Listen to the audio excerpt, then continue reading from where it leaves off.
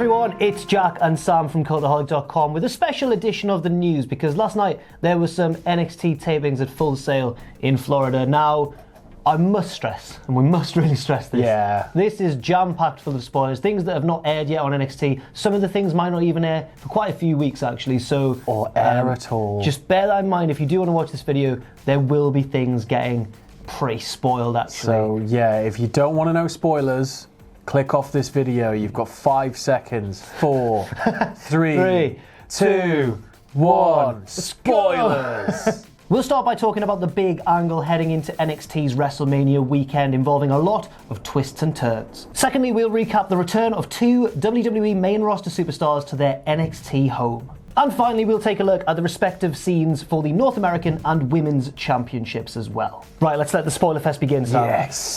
So, the first angle we have to talk about, predictably somewhat, involves DIY. Ciampa and Gargano. It's been the staple storyline of NXT for the past...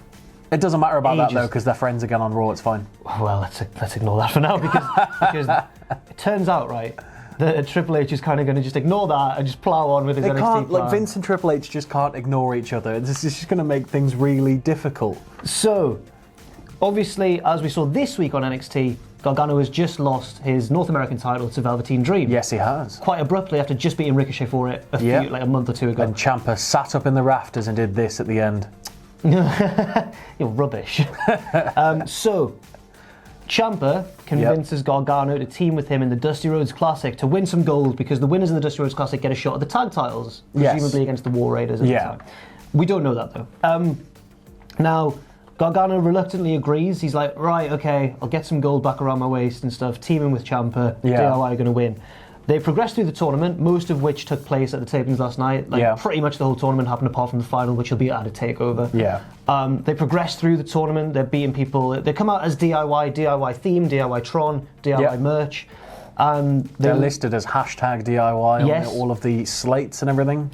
They lose in the semi-finals at the last hurdle before the takeover match to Aleister Black and Ricochet, kind of a makeshift babyface team. Well, Black made the save on Ricochet a couple of weeks ago, and then Ricochet returned the favour this week and made the save. And they won halftime heat together as well. Yes.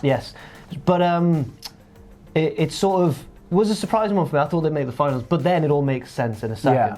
So, they've lost against Black and Ricochet after what I imagine was a good match. You have to imagine that's a good match. They're walking back up the ramp. Shades of TakeOver Chicago, the original scene of Ciampa's heel turn. He's crap. He can't win anything. Put him through the screen. Yeah, he's got it. Gargano's there. Candice comes out at comfort and stuff. Awful wrestler. Ciampa gets Gargano up. They're walking out, arms around each other. Ciampa goes to throw him into the Tron again. Gargano knows it's going to happen, reverses it, does it at Ciampa, batters him, holds up the NXT title, puts it on Ciampa's waist. He's going for it, Sam. He's bloody going for it. The story's coming full circle.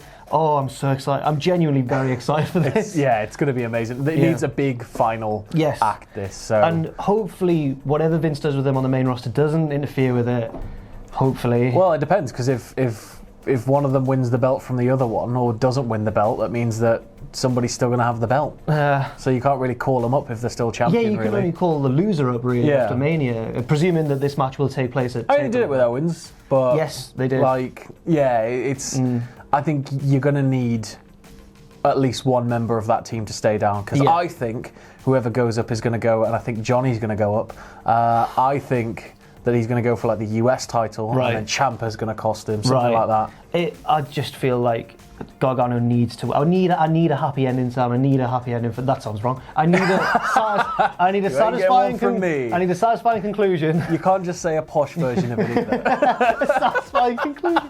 But no, I just think this has been fantastic from the start. Even from their match against each other in the Cruiserweight Classic in 2016. And they hugged at the end and stuff, and it's been so good. The whole thing needs a big ending. Yes, it does. So I'll change the subject, but we'll stay on this topic. Just one little final wrinkle as well. Obviously, Black and Ricochet will then progress to the finals of the Dusty Rhodes Classic, where they will meet a surprising one for me, given that some of the other teams in the tournament, you had Undisputed Era, you had Mustache Mountain, pretty strong teams, but it's the Forgotten Sons who progressed to the final. It doesn't surprise me. if you have a look at it, you've got, yes, Undisputed Era. Yep. NXT's biggest stable, like NXT's biggest tag team, I'd argue. And then you have Mustache Mountain, who are only called upon when they need to fill spaces. Yeah. They're fantastic wrestlers. Yes. They only ever seem to bring them in when it's like, oh, we need another team. I mean, logistically, they are needed over in the UK quite a lot. But like, they don't use them on tapings. They don't do anything. Like, it's not like they're maximizing time with them on main NXT shows. And Forgotten Sons are, despite being a little bit hokey, because they're just Sons of Anarchy, aren't they? Despite being that tiny little bit hokey, they're starting to look like a credible threat. Yeah. Riker is a beast. Yes. And I don't know which two of the three are in the tournament, by the way, but some incarnation but of them. the entire team has been becoming more and more of a credible threat as of late. So, and we need another big, strong team to take on Undisputed Era. Now it's time to talk about some returns from the main roster down to NXT. Love it when that happens. It's always good. The crowd is so good at, like, the response is always great. For Tyler Breeze a little while ago. Yeah. This time it was, I'd argue, two of the most popular superstars in NXT history. Sasha Banks and Bayley. Yeah, Sasha and Bayley with the with the WWE Women's Tag Team Championships. Yes. NXT aren't allowed their own, though. No. But they're not allowed their own. Well, the reason for that might become apparent because they said, Sasha got on the mic, she said, it's good to be home, you never forget where you came from. And their journey started in NXT. Bayley points out the last time they went in an NXT ring was their match, the Iron Woman match. Yes. Or the Iron Man, I think it was actually just billed as an Iron Man match. I think it was Iron Man, wasn't it? Yeah. Their match at Takeover Respect, which was a while ago. And they now say they want to share the belts with NXT. You've taken some issue with that wording there. If they actually say share, like, it just seems like, you'll get a go on them one day. I saw people recapping it on Twitter as share. Like, giving your little brother a controller that's not plugged in. Like, that's what that sounds like. That's the only thing I take umbrage with. Lovely wrestlers. It's brilliant. But share. Ridiculous. The salient information here is that the belts will be defended on Raw, SmackDown and NXT. Yes. Now knowing this, it's no surprise at all that they won the Elimination Chamber because if you're going to do that and have some really fighting champions, they need to be really good wrestlers, and Sasha and Bayley are really good wrestlers. And you know what else you could do if you freebirded them? You could do horsewomen versus horsewomen. That makes sense as well. Yep. In fact, I'm surprised that didn't happen at these tapings. One thing that didn't happen was a confrontation between Shafir and Jessamine and those because two. they're still very green. Probably, yes. Yeah. Yes. But yeah, I think it's good. I'm trying to think of any potential. Sane and Shirai have been teaming. Yeah, I think they'd be in for a good match. Yeah. That would be a great match, actually. Do you think they're going to call them up to Raw to do the matches, or do you think they'll go down to Full Sail and do them? I'd hope it was the latter. Question. I'd hope it was the latter. I think it would be Raw, wouldn't it? I think so. Because it gets more eyes on it, I guess. On the belt, and it's a way of bringing them up. Yeah. But for the sake of crowd response, I'd love it to be in Full Sail. Yeah. But I think you're probably right. It'll probably be on the main roster. Yeah. And finally, we might as well close things by taking a look at the other two title scenes, the women's title, and first of all, the North American Championship, currently held now, as of Wednesday, by the Velveteen Dream. So it looks like they're setting up, and I could be wrong because it's early days yet, but it looks like they're setting up Dream versus Riddle, which is... I think it makes sense because Matt Riddle is already sort of a legit final boss. He's got the Lesnar level of, he could probably murder you. So don't put the big belt on him straight away because otherwise what are you going to do with him? Yeah. So I think it makes sense for him to hold the middle belt for a long time and then maybe give it up to pursue the main belt. He's got that factor as well, I feel, when I'm watching his matches. Like, this match could end at any point. Yeah. He could just throw a strike and they could realistically, that could be the pinfall. Or he could clamp on and submit the bro mission. Yes. Yes. So Dream came out, cut a promo with his belt on the announce table. Matt Riddle interrupted him and said, I respect you or whatever, but I'm going for your belt. Yeah. And Dream went, why is the spotlight on him? The only spotlight should be on me. The lights went out. I'd seen this, Spotlight was on him, just on him on the announce table. Lights came back up, Riddle had gone. Ooh, tension. Oh, Riddle's actually the Undertaker's son. Yes, but there might be a few more people involved. It's hard to tell at this point because that's a legit spoiler, by the way. He's the Undertaker's son. Yeah. On a later on in this set of tapings, I'm assuming this will be a different week. Yeah. Dream was out in the ring, and Adam Cole tried to ambush him, but he got cut off by Punishment Martinez. Yeah, it's an odd one. Because he's a babyface then. Yeah, strange. And he hasn't really had a lot of airtime. No.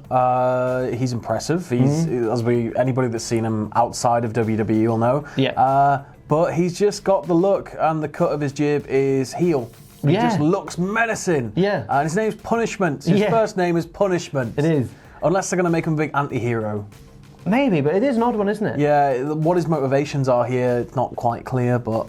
Well, it's early days, but either this is one of two things. It's either these are also, the Cole and Punishment Martinez are also going to be in the North American title picture, or it's a separate feud. I think it's probably going to be that. To kind of get Cole out of the North American title picture. I think it'd be the thing that brings Punishment Martinez into the fold as a regular member of TV would be having him in that chase for the North American title. Yeah, but not...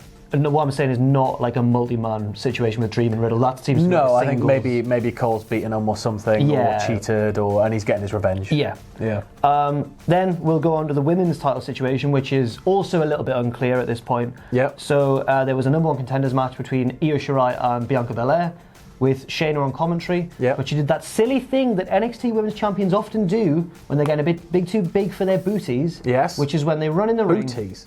Like, I didn't mean it. Oh, no. I just meant to put a little quirky twist. I'd have said it if it was men as well.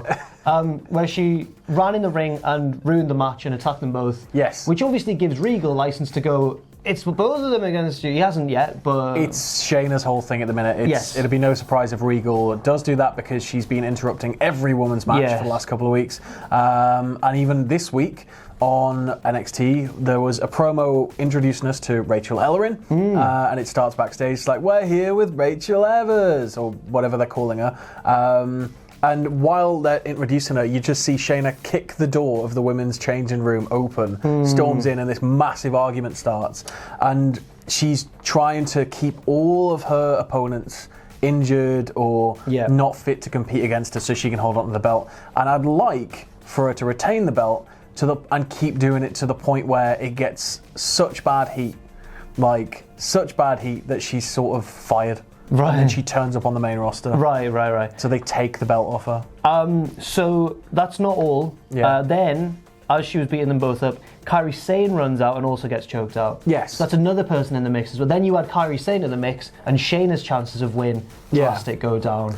They do, but they're all drastic go down because Baszler's choked them all out. Yeah, that's true. That is very true. So she is badass. She's getting angrier in her promos. She's getting really good at that. Nice. You could say that she's a genetic freak and she's not normal. No. How many % chances do you think you've got at best to beat me? 125. I can't. You take your 33 and a third % chance. So that to me seems like it's going to be some form of multi-woman match, maybe a four-way, maybe a triple threat. Who knows? But you know, it's all been kicking off in NXT, Sam. Yeah. And apparently, a lot of these notes I got from a guy called Jacob Cohen on Twitter, who lives, I think, in Florida and goes to all the tapings. Right. And he said afterwards that was the best tapings he's ever been to. Really? NXT. Apparently, it was just a really good set of tapings. So there should be some good matches in there. The one that stands out to me is that semi-final between DIY and Black and Ricochet. Yeah, it's going to be fantastic. Yeah, hopefully so. So yeah, that was our spoilerific look, little analysis on all the goings on in NXT. If you've stuck with us, then you've had fair warning. Yeah. You know, you can't complain. You can't do it. You can't. Don't be doing it. We obviously, in our other videos, won't be mentioning this in the run-up until it's aired. So. Like, obviously, I've got graded to do, but I'm just going to have to try and forget about this. So, yeah. Cool. Thanks very much for watching. I've been Jack from Cultaholic.com. You can follow me at Jack the Jobber. I've been Sam. You can follow me at Less Defined. If you want to check out our Patreon, you can. Patreon.com/Cultaholic. And do not forget, of course, if you haven't done so already, to hit subscribe and to join us. Spoilers, yes.